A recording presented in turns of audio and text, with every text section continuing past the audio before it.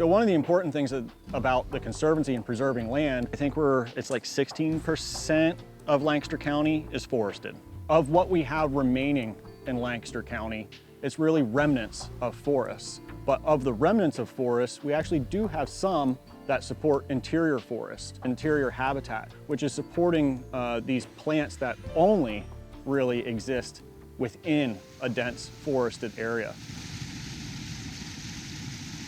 Okay, so you're looking at what we saw the first time we came to this property. You can see it's pretty dense.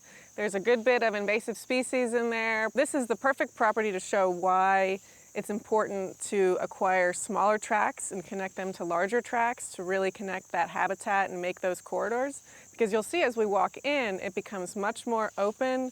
Wow. Wow. Yeah. So there's definitely some important work to be done here.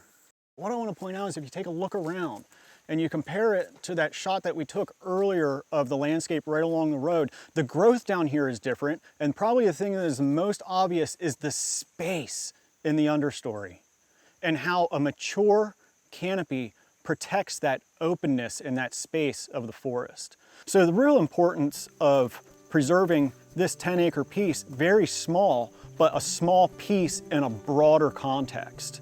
Kelly's Run was first protected as a 54-acre parcel, and with this addition, we're at 457 acres. The importance of that is all these little postage stamp parcels pieced together. Yes, we preserve interior forest that way, but we also are creating interior forest in doing that way.